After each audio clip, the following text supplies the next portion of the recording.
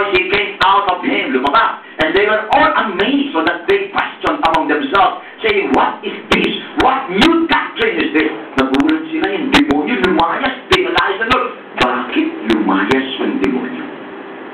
Yan ang tanong. May subtitle ba? Gusto mo? Obey. Sumusunod siya, sabat siya. Kaya ang demonyo, sumusunod din sa kanya.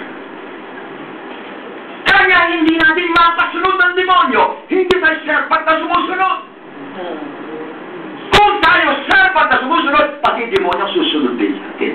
Andun ang power mo over the devil. Nabubuha natin. Amen. Doon ka ngayon magiging bida. Yung bida ka na ngayon, nagbubulat sila eh. Nagtataka nga sila, di ba? Pambira, anong klase ito? Anong klase ng doctrine mo turo eh? Anong klase turo ito? Kasi demonyo yung mga nagtataka sila. E samantala sila sabi nila, sino si Kristo? Anak lang ng kapatid-kartintero yun, binababa siya. Pero nung makita ito, nagulat sila. Tumaas yung pangalan niya ngayon. Tanong bakit? Demonyo ang kalayas niya. Amen. Kaya pag kayo, servant ka, at hindi ka nagbisto ng servant, hindi ka naman sumusunod. Magbalas ka ng demonyo, sa yung demonyo. Namayas siya! Ay, sino ka? Sumusunod. Paano ako susunod siya? Sumusunod ka ba? Amen. Nakita mo yung anak ni Eva? Bumupak. Ito yun eh. Nakita sila Paul, nagpapalas ng demonyo, pinalayan nila. Sa pangalan ni Paul sa kanina, Jesus, na nagpapalas mo yun, lumayas kayo. Para sagot ng demonyo. Sino kayo? Hindi ko kayo kilala.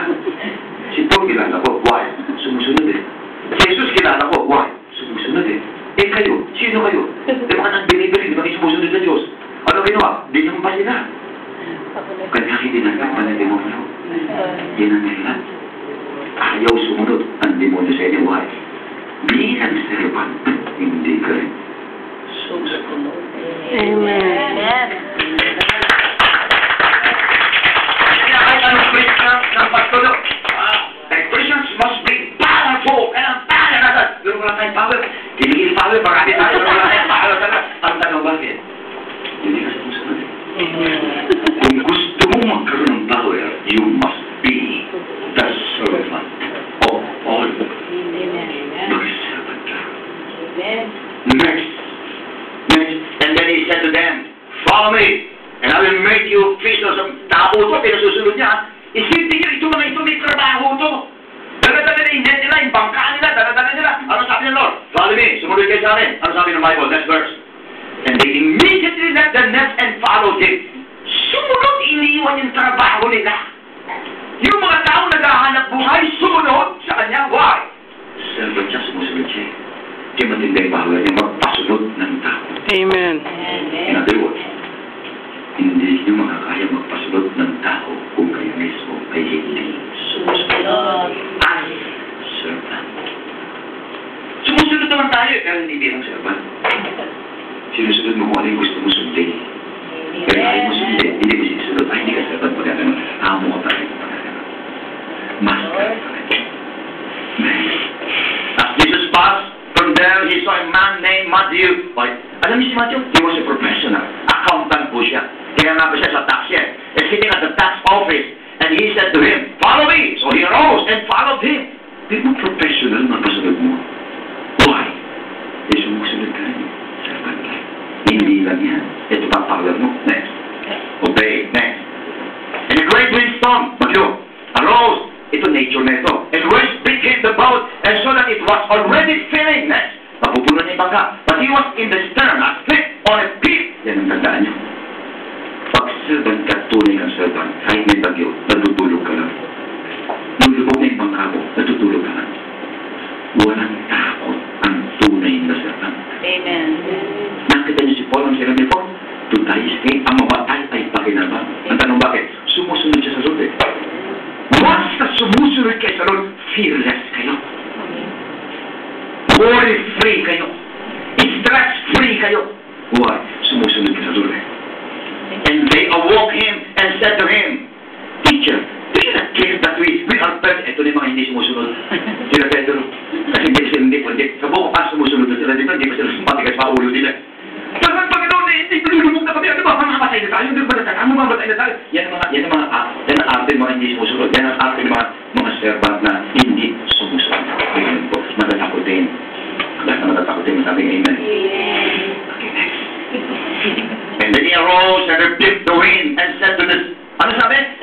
the sea. Ang sabi sa dagat, Ebu. peace, man. Peace be still.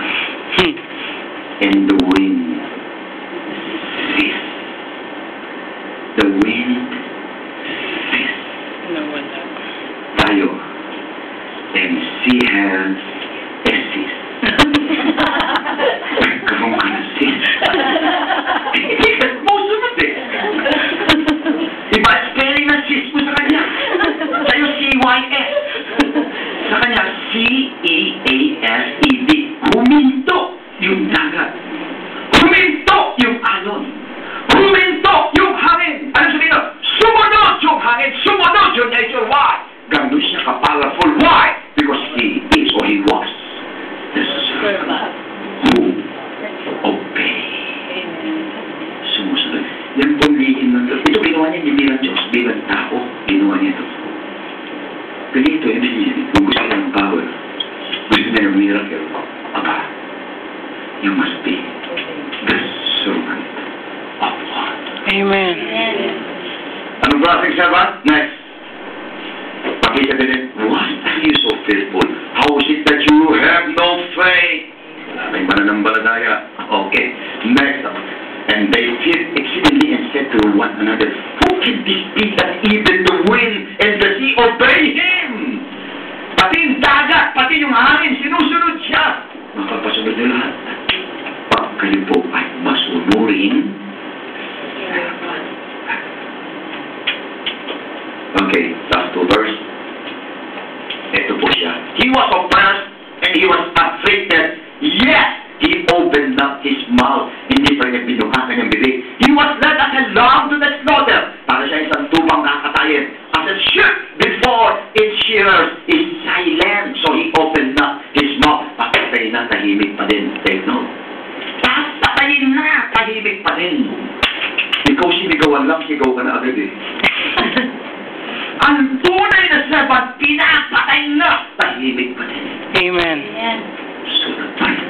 Why? Servant din. Pag sinabi pinapatay, hindi naman papatay na literally.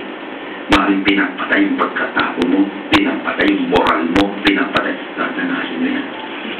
Hindi ito papatayin ang moral mo. Pero sabi ng Bible, he opened up his mouth. Di ba sabi ko? Tahimik pa rin siya. Why? He was a servant during that time. Next. And he was taken from prison and from judgment, and who will declare his generation? Next. For he was cut off from the land of the living for the transgression of my people. He was stricken, and they made him grave with the wicked, but with the rich at his death. Ayun na. Hanggang kamatayan. Yun sa dito. Pag sinabi ko yung obedience unto death, ang isang servant po, susunod ka hanggang kamatayan ng moral mo, kamatayan ng karakter mo, sunod ka pa rin. Yun po ang tunay na servant sa harapan ng ating Diyos na buhay. Amen. Okay, yung tanong, sino-sino mga tunay na servant?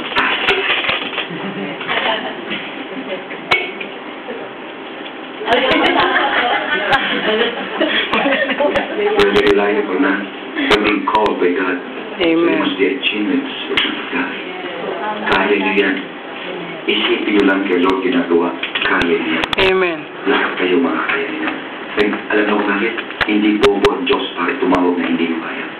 Pero kung hindi niyo kaya, hindi kayo tatawagin ng Lord. Amen. Ang Lord matalinaw, alam niya kung kaya mo o hindi. Kanya ka tinawag. Ang Lord. Okay, kaya mo, ayaw mo na. Gustuhin mo, makakaya mo, at kayang-kaya mo gawin. Pero I shall praise the Lord.